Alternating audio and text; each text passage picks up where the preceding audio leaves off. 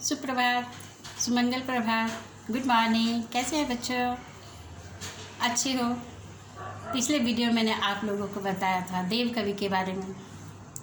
आगे मैं और बताती हूँ। उसके पहले एक बात, जो आपके पास नहीं है और जिसे आपको पाना है वो तो एक ख्वाब है, लेकिन जो आपके पास है वो लाजवाब है।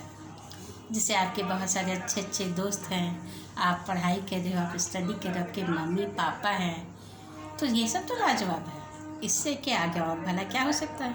तो जो पाना है वो ख्वाब है। ख्वाब को पाने के लिए ज़रूर कोशिश करें, लेकिन जो पास में है वो लाजवाब है, उसकी उपेक्षा मत कीजिए, उसके साथ भी जीना सीखिए। तो चलिए बच्चों, हम लोग देखते हैं। कवि देव रीति काल के प्रमुख कवि थे। मैंने आपको कल भी बताया था कि हिंदी साहित्य के काल को 4 भागों में बांटा गया है। पहला काल वीर गाथा काल, जिसमें जब देश पर विदेशियों का आक्रमण होने लगा तो जितने भी कवि वीरता का वीर रस की कविताएं लिखते थे। आप देखोगे जब भी आप गणतंत्र दिवस या स्वतंत्रता दिवस के अवसर पर देशभक्ति का गीत सुनते हो तो आपकी रगों में वो देशभक्ति की भावना भर जाती है। तो जब युद्ध का समय होता था तो चारण कवि, चारण मतलब क्या होता है? जो गा गा करके कविताएं सुनाता है। वो भिखारी ही होता है, लेकिन भाट भिखारी, वो कटोरा लेकर के भीख नहीं मांगता, वो गाता है और उसके बदले में इनाम मिलता है। तो वीर गाथा काल के जितने भी कवि थे वो बहुत वीर हुआ करते थे।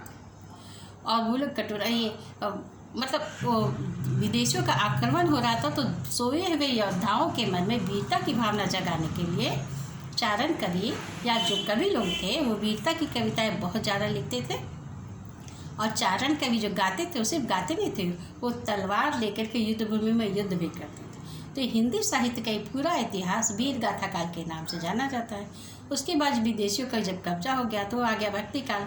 विदेशी लोगों के आक्रमण से भारतीय जनता बहुत त्रस्त थी। सभी का अपने धर्म पर, राम से, कृष्ण वगैरह से विश्वास हटने लगा था। विधर्मी लोग दे करके धर्म परिवर्तन करा रहे थे।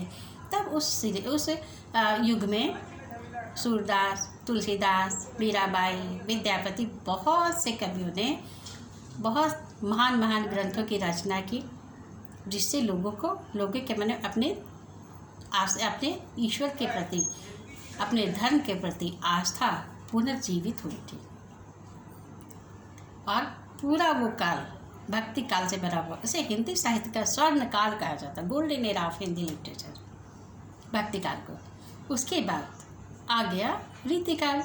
रीति काल में ज़्यादातर राजा भोग विलास में व्यस्त रहते थे।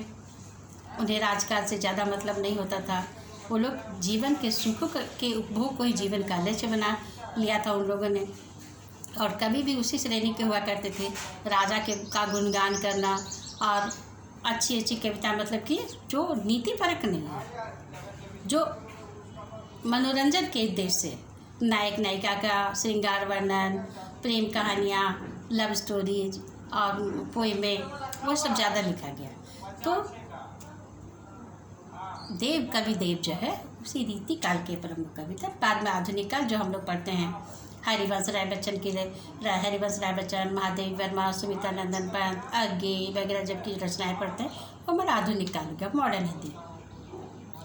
तो कवि देव रीति काल के आश्रय दाता कवि थे, तो ऑब्वियसली उनके मन में अपने आश्रय दाता की प्रशंसा का भाव ही रहा होगा, क्योंकि उनको प्रसन्न करने से ही इनाम मिलता था।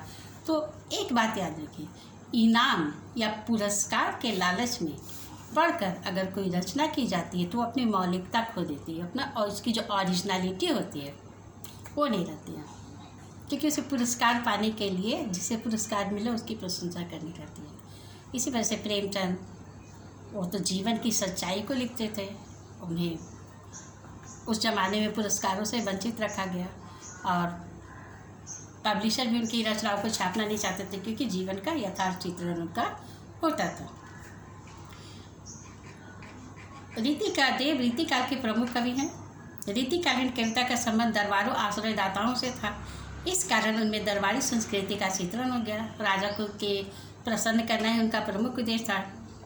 उन्होंने प्रेम और सौंदर्य के सहचित्र खींचे। अलंकारिकता और अलंकारिकता मतलब सजाकर, बनाकर, बनावटी शब्दों का प्रयोग, और श्रृंगारिकता मतलब प्रेम से के विषय में ज़्यादातर उनकी कविताएं रही। उनके काव्य की प्रमुख विशेषताएं हैं शब्दों की आवृत्ति के जरिए, आवृत्ति बार बार आना, रिपीटेशन, रिपीटिंग ऑफ वर्ड, जैसे कनक कनकते सौगुनी, मादकता अधिका, या खाए बौराए नर, व पाए बौराए। तो ये शब्दों की आवृत्ति होती थी, जरिए नया सौंदर्य पैदा करके उन्हें सुंदर ध्वनि चीज़ प्रस्तुत किया। तो आश्रयदाताओं को प्रसन्न करने के कारण भी उन्होंने जो कुछ भी किया, लेकिन उनकी रचनाएं बड़ी उच्च श्रेणी की हुई, अच्छी कविताएं हैं, वो हम लोग पढ़ेंगे। अगले वीडियो में हम लोग देखेंगे सवैया। सवैया में श्री कृष्ण के बाल रूप का वर्णन है। इसे आप पढ़ करके देखिएगा। और हाँ, कल हाथ में पेंसिल और हमेशा रखना ही चाहिए, फिर भी ज़रूर से मैं वार्निंग दे रही हूँ, हाथ में एक पेंसिल ज़रूर रखिएगा, क्योंकि ये जो सवैया है ये अच्छे अच्छों की खटिया खड़ी कर देती है। शब्दों के अर्थ तत्काल जान लेना बहुत जरूरी है। रहा खुद भी देखिए, मित्रों को भी कहिए कि डाटा बचाने के चक्कर में पढ़ाई का नुकसान ना करें।